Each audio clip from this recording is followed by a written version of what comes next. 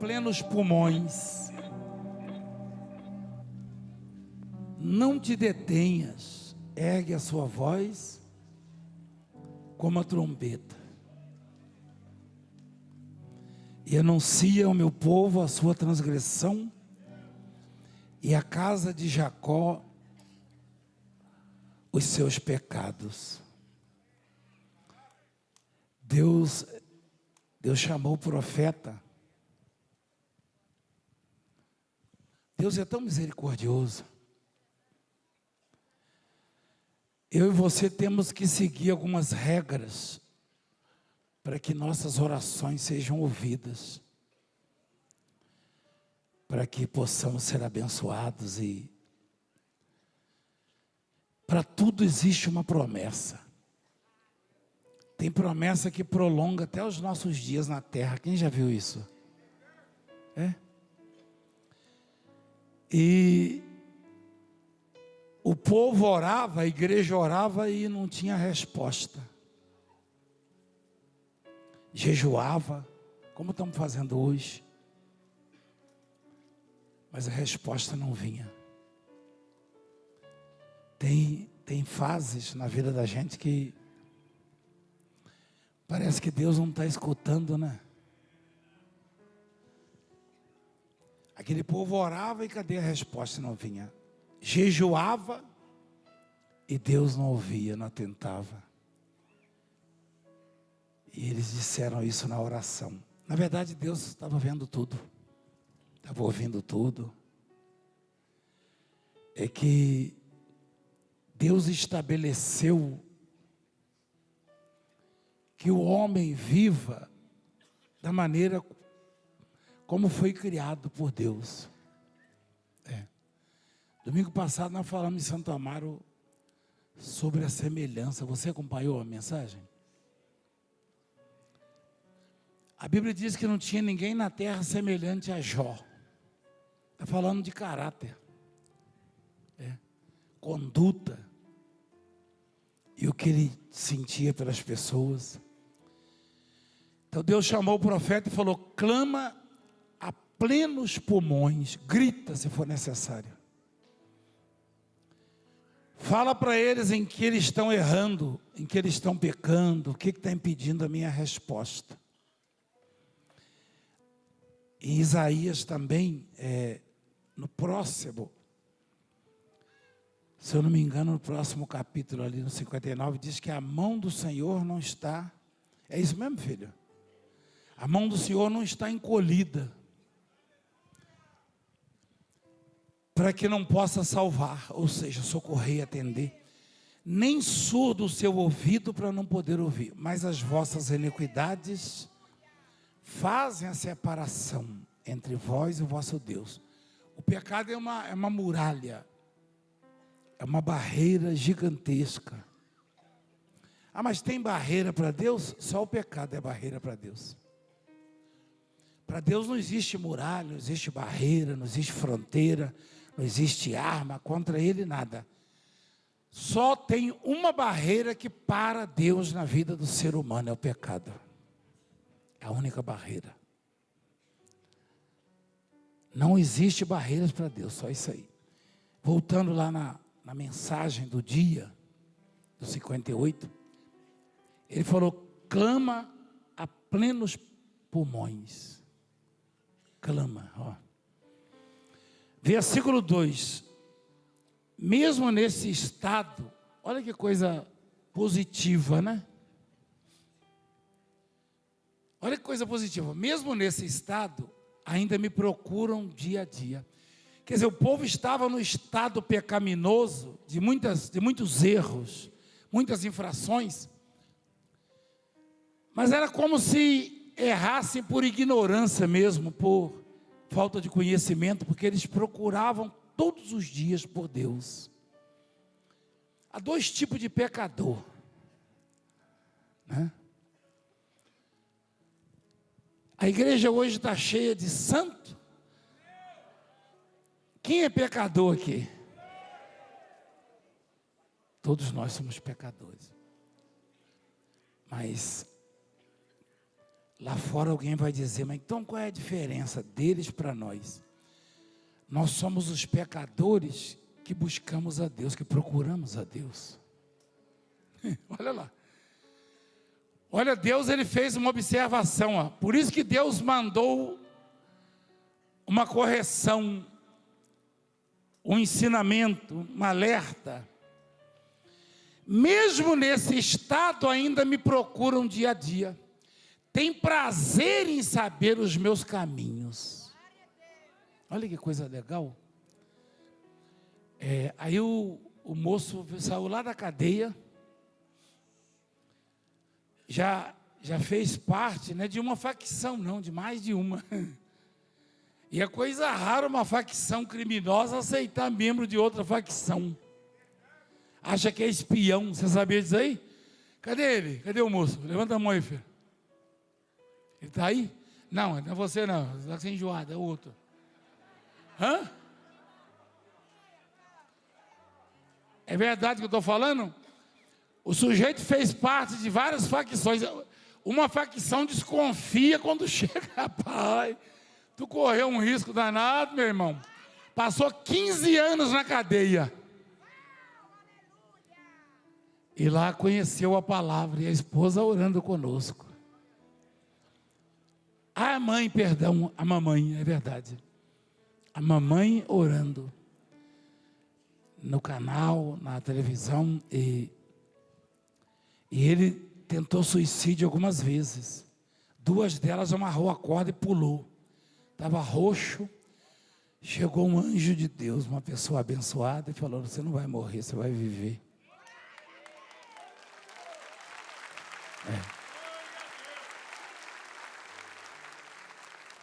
Ele estava em pecado? Estava.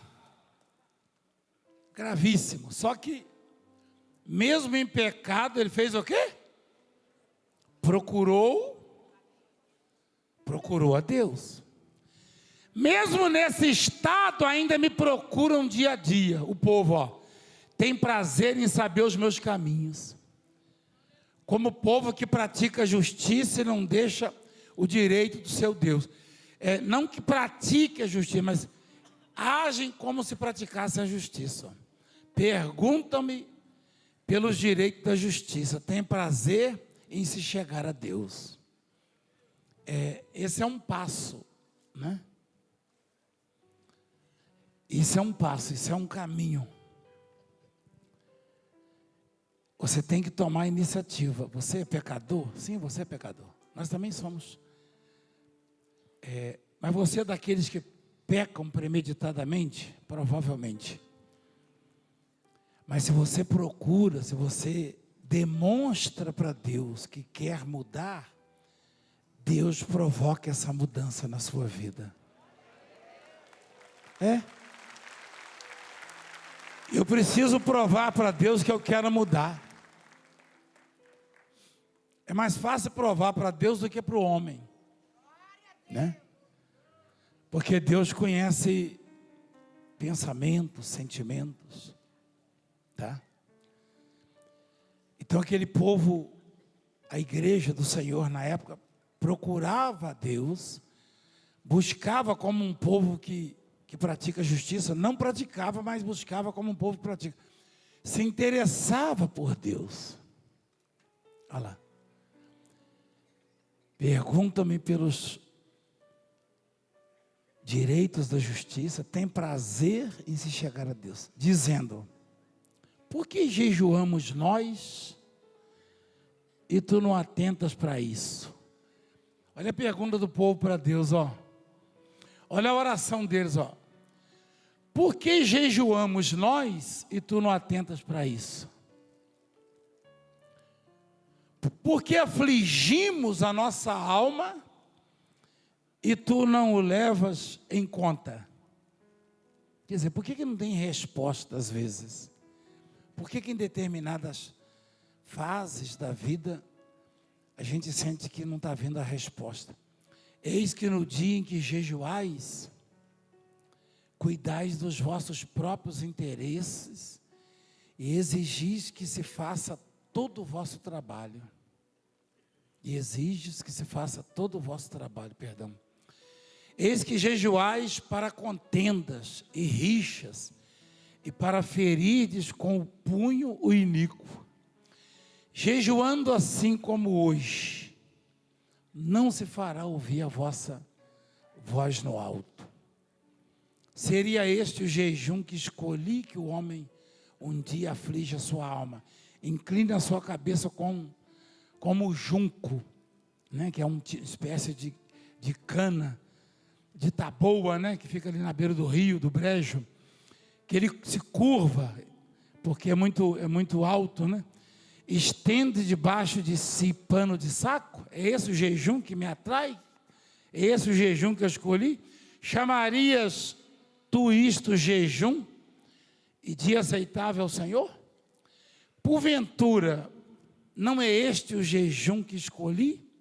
Que soltes as ligaduras da impiedade, ou seja, deixa de ser ímpio, que desfaça as ataduras da servidão, deixa de escravizar os outros, deixes livres os oprimidos e despedaces todo o jugo, que é aquela canga que põe no boi, né? Só que tem muita gente usando isso, só que espiritualmente, né?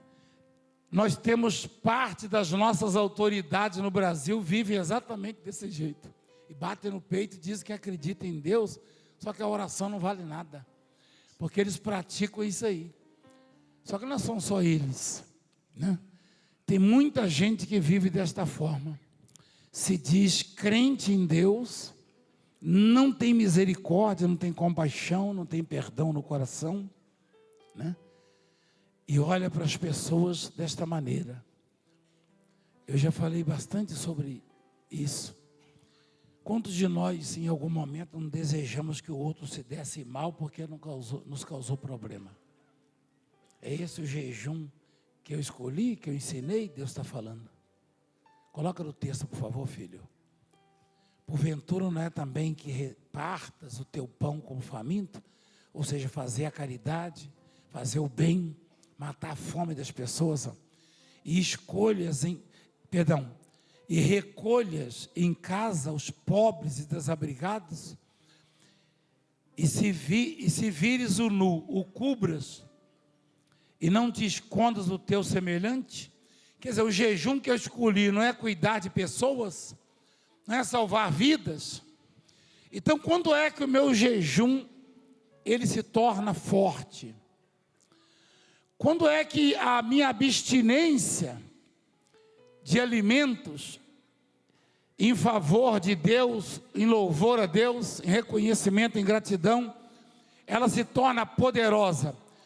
Quando eu pratico essas coisas, quando eu cuido das pessoas, quando sou hospitaleiro, quando mato a fome daquele que eu posso dividir, partir o pão com ele, quando eu faço o bem, o meu jejum é atendido. Quando eu faço o mal, o meu jejum é em vão, não vale nada. Quem entende a palavra? Não é esse o jejum que eu escolhi, diz o Senhor.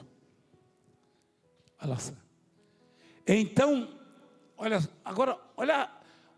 o benefício desse jejum. De se jejuar, de se consagrar, mas com a conduta compatível com os ensinos, com a palavra de Deus. Porque tem crente que está jejuando, mas tem mágoa no coração. Você está sacrificando em vão, seu jejum não vale nada.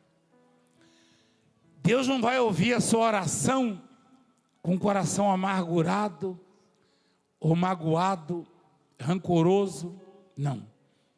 Se você nega o perdão, Deus não vai te ouvir, não vai atender. Também não vai atender o seu jejum. Basicamente é esse o ensinamento. Ele falou para o profeta assim: ó, esse povo é um povo que me procura, é um povo que ora, é um povo que jejua, é um povo que vai na igreja, tá? Só que eles fazem isso por rixa. Tinha alguns que jejuavam para o outro morrer, pelo que diz ali, ó, vou fazer um jejum para fulano morrer. Foi esse o jejum que eu ensinei, que eu escolhi?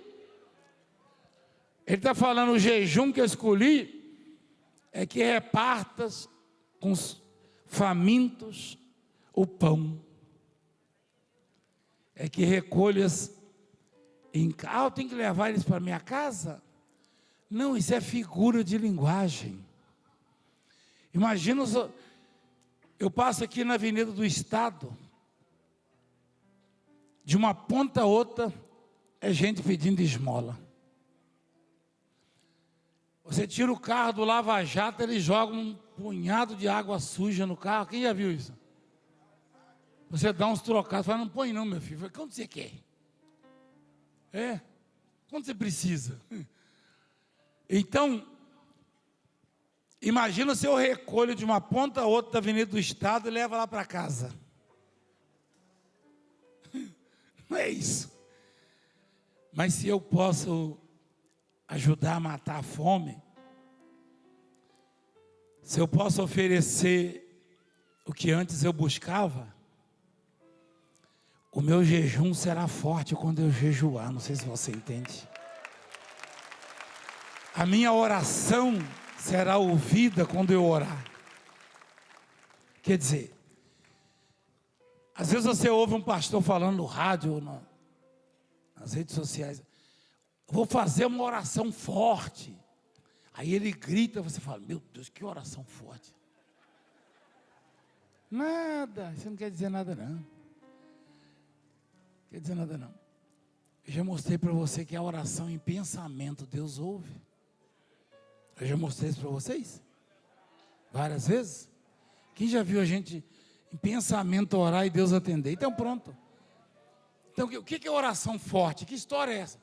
Não, que eu vou fazer uma oração forte. A pessoa chega em casa, rapaz, o pastor quase quebrou o teto da igreja. Hoje foi forte. Forte o quê? Aconteceu o quê? A oração forte é aquela que sai da boca do homem que ajuda, da mulher que tem misericórdia, que tem compaixão, que socorre. A oração forte é aquela que sai da criatura que se doa. Filhinho, vamos prestar atenção. Foi esse o jejum que eu te ensinei? Deus fala. Que eu escolhi? Não. O jejum que eu escolhi é que soltes as ligaduras da impiedade. A impiedade vem de quem? Daquele que é?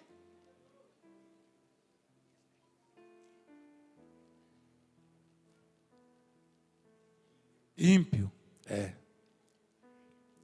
O ímpio pratica impiedade, é maldoso, é mau, o sujeito é mau.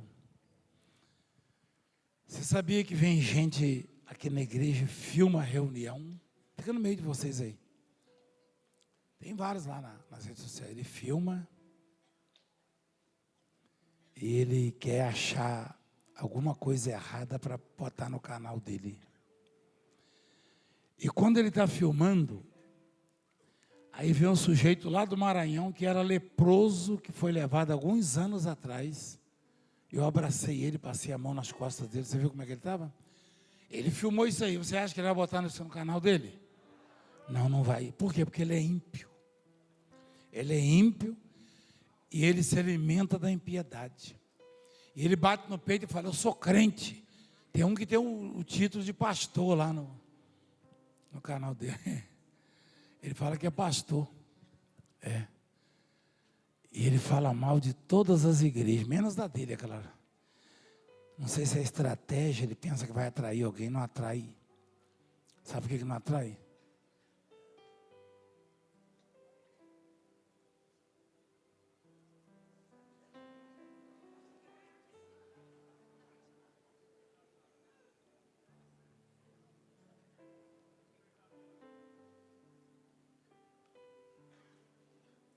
Filhinha, eu estou vendo que a senhora está cheia de recomendações médicas nas mãos. Não é verdade? É verdade ou não? Olha lá, tem carta para tudo que é lado, né? Aliás, eu já desci aí e toquei.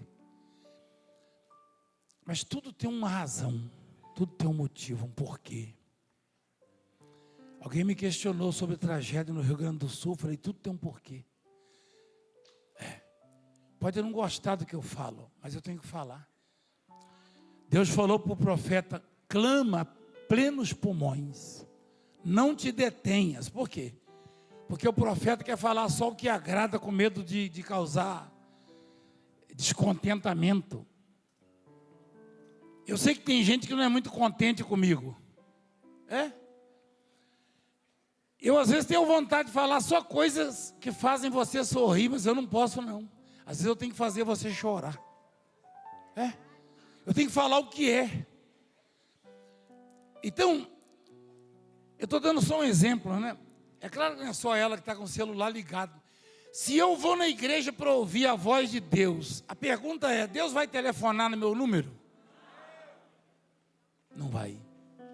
Aí o que eu tenho que fazer? Eu saio de casa e falo, vou lá ouvir a voz de Deus. Aí eu vou lá com o telefone ligado. Ainda lá com som de orelhão. Não pode, não pode. Você tem que ter disciplina na sua vida. Por favor, preste atenção no que eu estou falando. Você tem que ter disciplina, tá? Quando você for para o trabalho e está esperando telefonemas, deixa ligado. Coloca lá em cima. Quando for ouvir a Deus ou buscar a Deus, desliga tudo.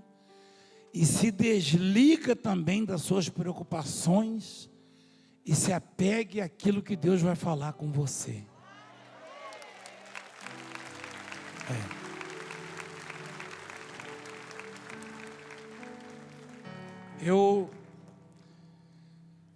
Nas mais de 4 décadas de convivência com o público,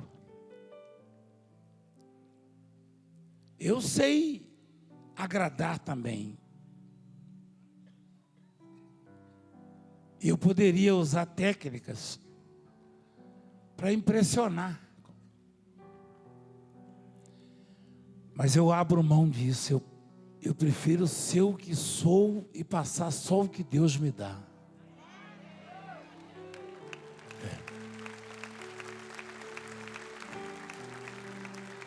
Eu posso impressionar você e você se sentir vazio e derrotado cada vez mais.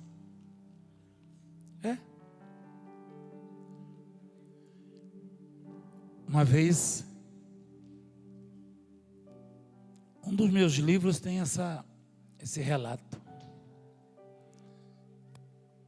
Uma mulher veio aqui pedir pelo marido. Ela foi em todas as igrejas. O marido era alcoólatra.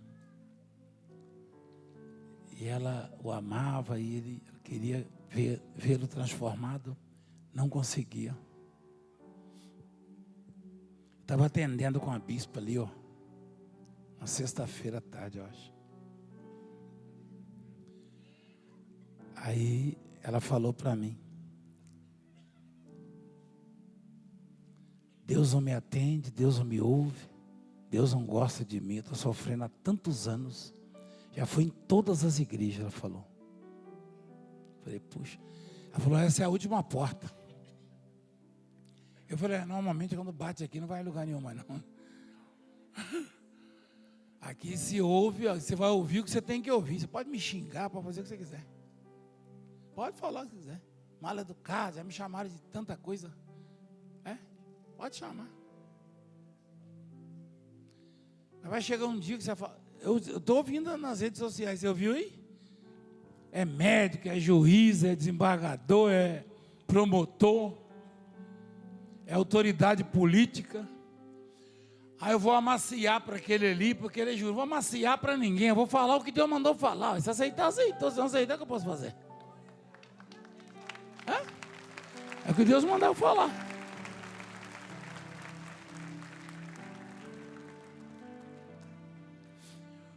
Eu vi o seu programa, eu acho que o senhor pode me dar a resposta. Eu falei, posso.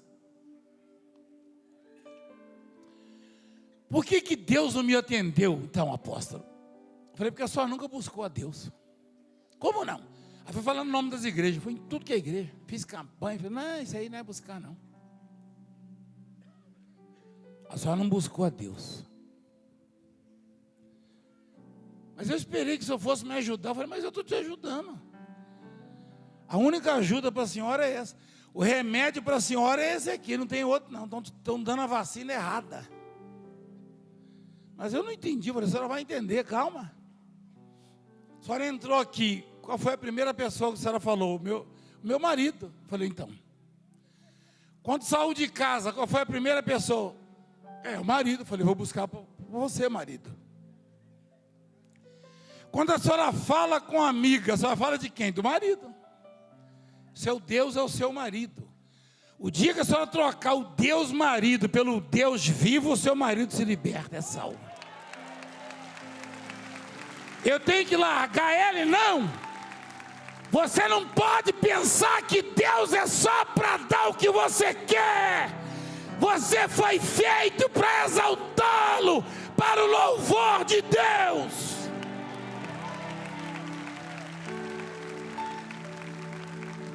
Está lá num livro meu, não lembro mais agora.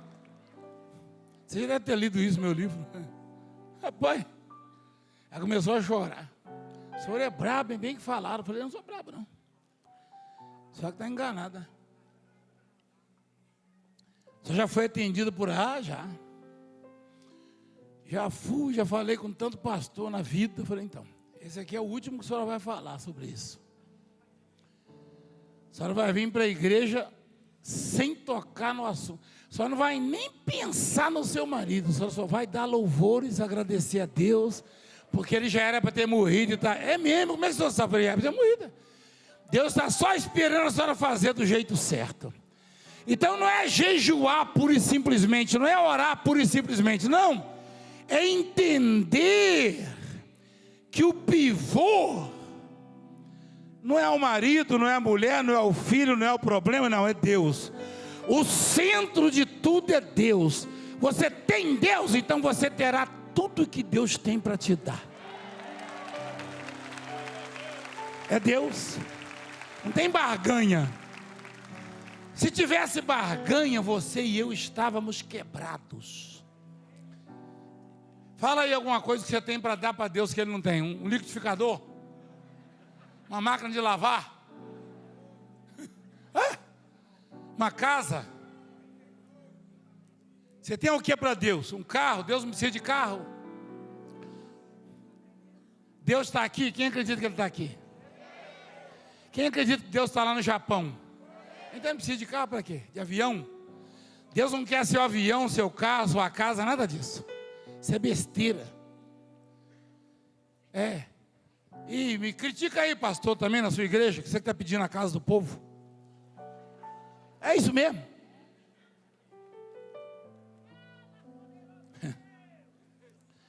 O jejum que eu quero de você, ele está falando, é que você mata a fome do necessitado dentro das suas condições, é óbvio.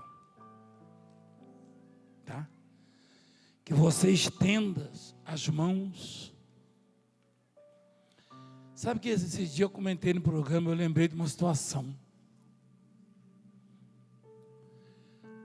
A obreira psicóloga está aí na igreja? Eu acho que não está não, né?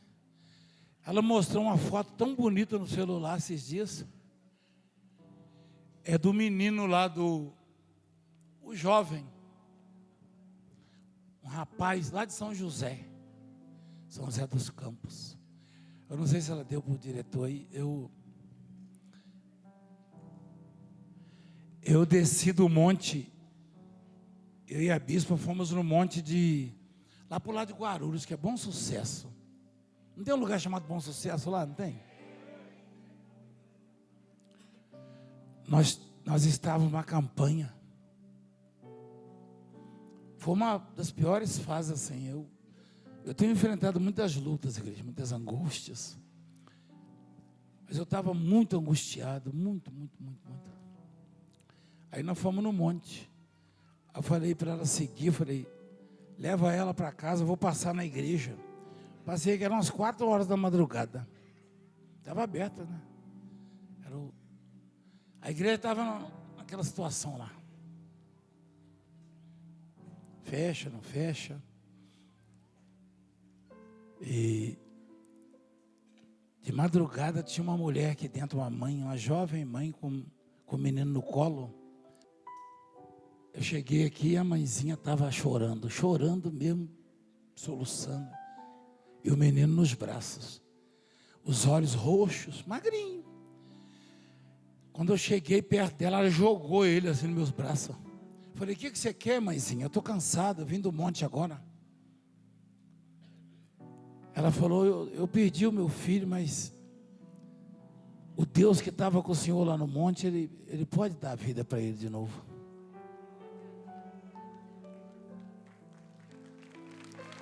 É dramático o depoimento dela depois.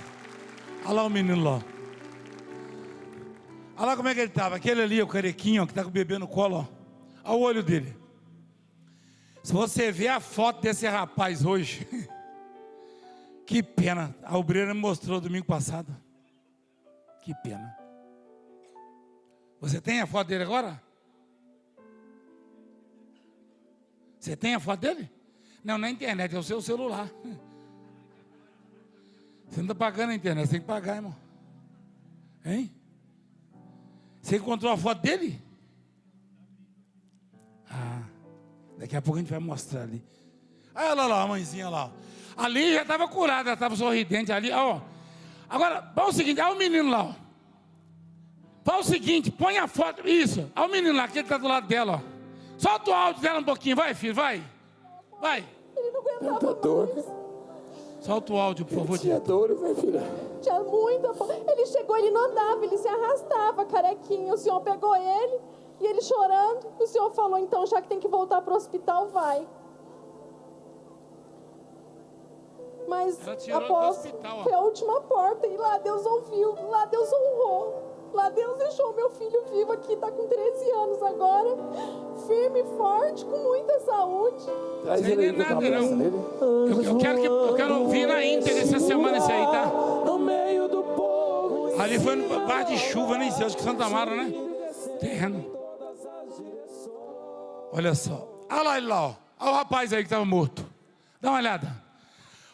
E ele se formou agora, não foi, filho? Hein? Ele acabou de se formar, esse rapaz, olha lá. Que rapaz bonito, tá morto, olha lá a foto dele, olha lá.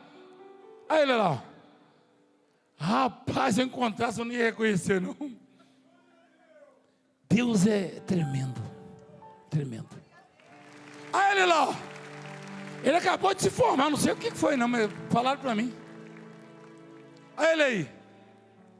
Imagina ele olhando para aquela imagem ali dele. Uma junta médica falou, mãezinha, não se desespera, mas não tem jeito mais. Ela falou, eu vi na televisão um homem que vai no monte. Um homem que ora no monte, eu vou lá.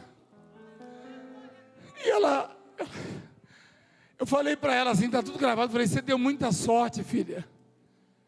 Eu falei, eu peguei esse menino nos braços, no colo, magrinho, leve.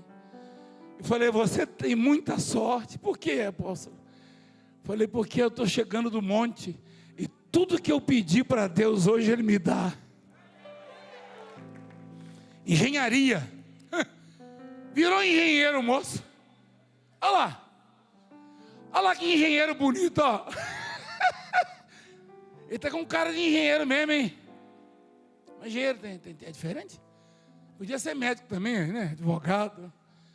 Mas o que é lindo nisso é que estava contado com os mortos e Deus resolveu dar a vida para ele.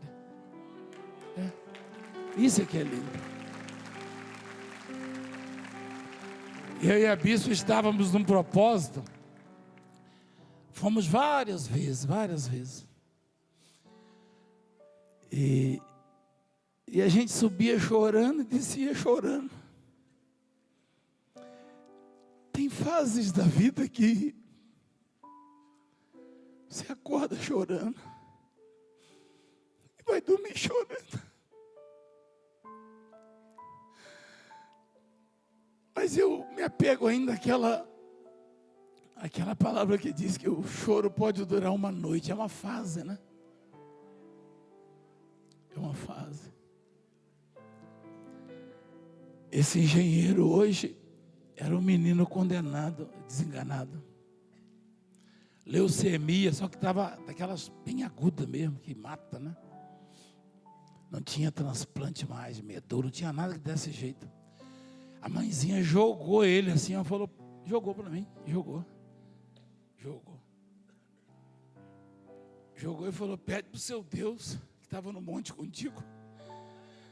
Eu falei, ele estava mesmo, ele veio para cá, ele veio comigo. Ele está no monte comigo, ele está na igreja, ele está onde eu estou.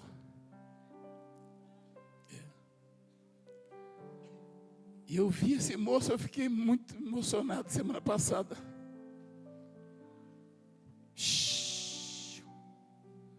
Se não aprender a ser abençoado, não vai ser nunca.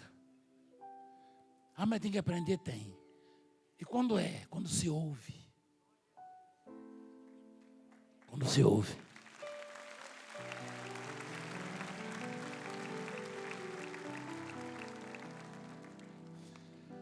Eu, se eu fosse escrever livros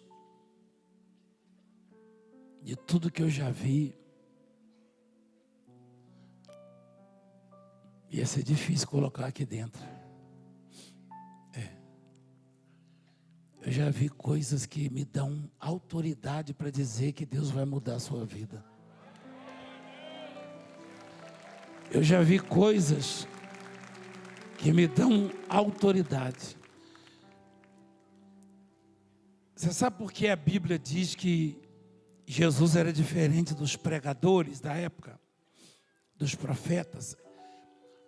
Até os fariseus disseram, esse homem fala como quem tem autoridade. Olha lá.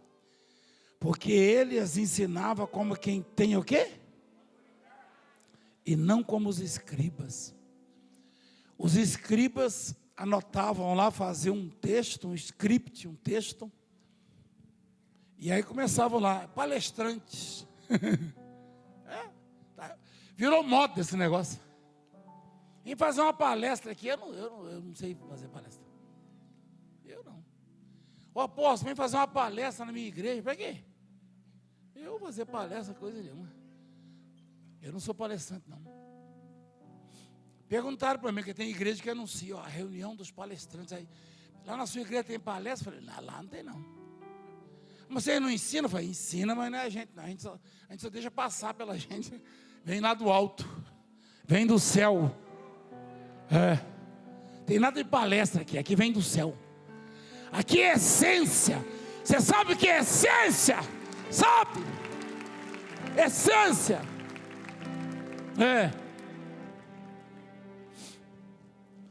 Então o jejum, a oração, só tem poder quando você muda comportamento, caráter, conduta, tá?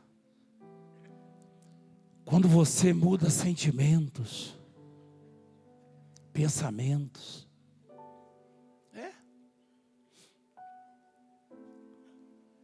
Por quê? Porque Deus não é como os homens. Se Deus fosse como os homens, eu poderia ensaiar uma oração, decorar, falar bonito, palavras persuasivas, belas palavras. Tem oradores aí que quando falam, encantam, tão bonito que é.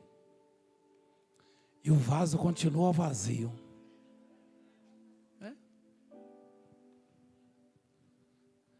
Deus não me chamou para encantar você não, mas para mudar a sua vida, para te abençoar.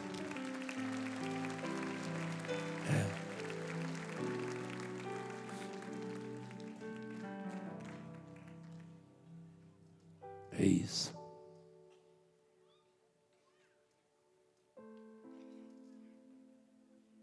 E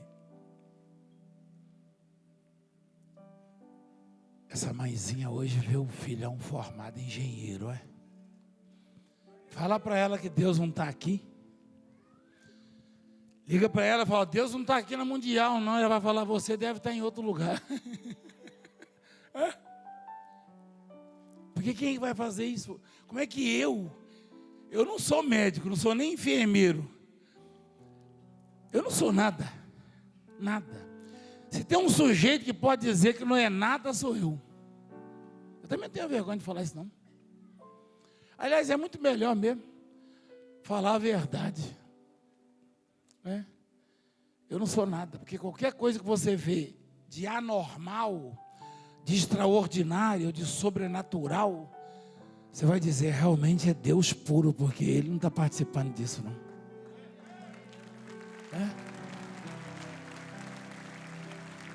É Deus puro. A pastora Fabiana falou agora há pouco, é Deus puro. Ela usou isso aí. É porque uma mulher não tinha, não sei se é ovário, as trompas, não sei. A mulher ligou aqui agora há pouco. Não tinha nem as trompas. Eu só sei que ela concebeu e é um menino. Você viu o menino que bonito? Que lindo.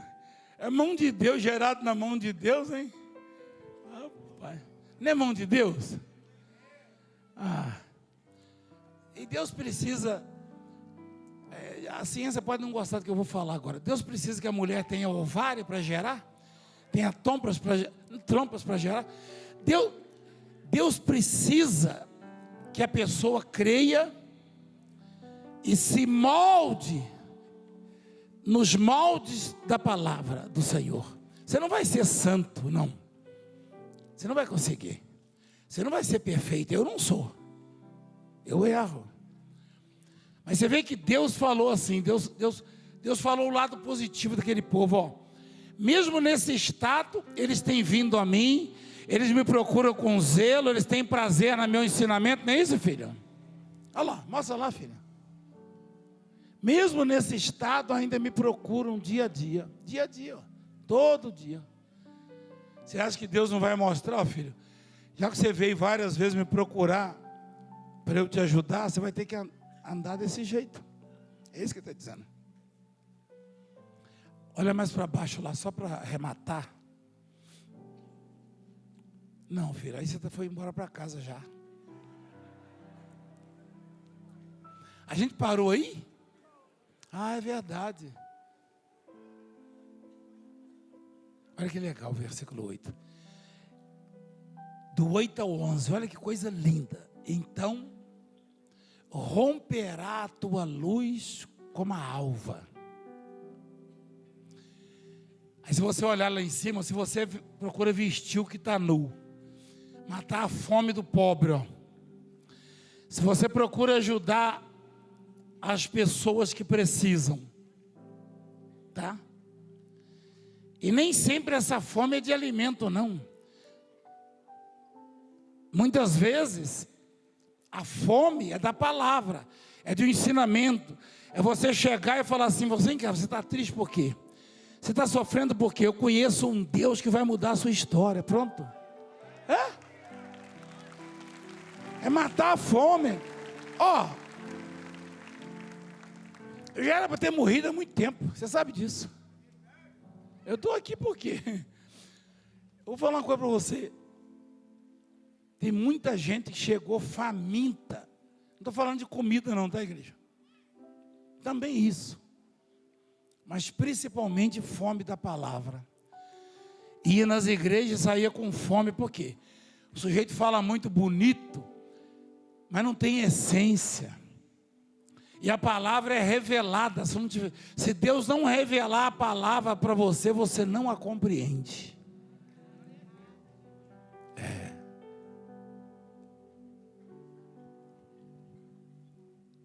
Eu não estou preocupado se você vai falar: poxa, que orador. Eu quero saber de louvor seu. Eu não. Dá o seu louvor para Deus. Então, o versículo 8, por favor, filho. Romperá a tua luz como o quê? E a tua, olha só, olha que coisa linda, a tua cura brotará sem detença. Ninguém vai impedir você de ser curado, ó. A tua justiça irá a tua justiça irá diante de ti, e a glória do Senhor será a tua retaguarda. Se você ver a minha versão então bíblica, como explica isso, é mais simples. Olha o versículo 9. Então clamarás e o Senhor te responderá. Gritarás por socorro e Ele dirá: eis-me aqui. Se tirares do meio de ti o jugo, aquilo que você deseja de mal para os outros, o dedo que ameaça falar injurioso, e o falar injurioso, se abrires a tua alma ao faminto e fartares a alma aflita, então a tua luz nascerá nas trevas, e a tua escuridão será como o meio-dia. Que coisa, hein? O Senhor te guiará continuamente, não é só um dia, não é só um momento, não. Continuamente, ó. Fartará a tua alma até em lugares áridos, e fortificará os teus ossos. Serás como um jardim regado, e como um manancial cujas águas jamais faltam.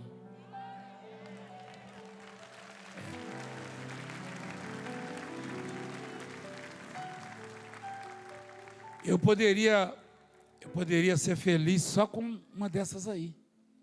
Você também. A pessoa que está nos ouvindo, só com uma dessas promessas aí já resolve a vida dela. Porque isso é figura de linguagem.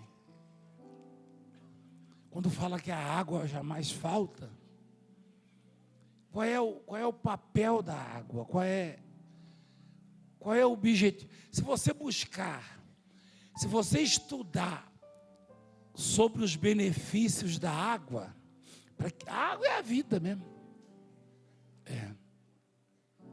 É a vida. Até o alimento que eu como, sem a água, ele não vai me alimentar, ele não vai me nutrir. Você sabia disso? E ele já foi produzido à base de água. Nossa vida é a base de água. Por isso que o Espírito de Deus pairava sobre as águas. Então essa água aí é uma figura de linguagem. Isso aí é suprimento, é não ter sede. Sede é o quê? Necessidade. Qual é o sintoma da sede? Que mata. Desidratação. A falta d'água. Isso mata. Você consegue ficar sem comer mais dias do que sem beber. Quem sabia disso? Eu fiquei 8 dias sem comer. E quando deu 3 dias que eu não bebia, eu comecei a ter tonturas, alucinações. Eu nem sabia onde eu estava mais. Quando veio na minha cabeça que eu estava lá em Mato Grosso com Confresa, eu falei, eu tenho que ir embora agora. Eu nem sabia onde eu estava mais. 3 dias sem beber água. E 8 sem comer eu fiquei. Poderia ficar mais uns dias sem comer. Mas sem beber, não consegue. Mas não é bem de água que ele está falando. Ele está falando de necessidades básicas do ser humano. De coisas que eu e você não podemos viver sem. E só pode vir dele. Então tudo isso ele tem para nós, se atendermos, se atentarmos aos seus ensinos, aos seus ensinamentos. Igreja, seu jejum pode ser poderoso. Sua oração pode ser forte. E não tem quem resista à oração de alguém que se molda nesses moldes aí. Não tem demônio, não tem doença, não tem inferno, não tem adversário, não tem ninguém que resista à oração de alguém que, além de procurar a Deus, como fazia a igreja, procura se consertar, se moldar, se afinar com Ele. Igreja, Valdemiro nunca foi seu socorro, Deus é o seu socorro. Igreja, Valdemiro nunca foi seu alimento, a palavra de Deus é o seu alimento. Valdemiro nunca foi e nunca será Salvador. Jesus Cristo é o Salvador, o nosso Salvador. Fica de pé, por favor. Por favor.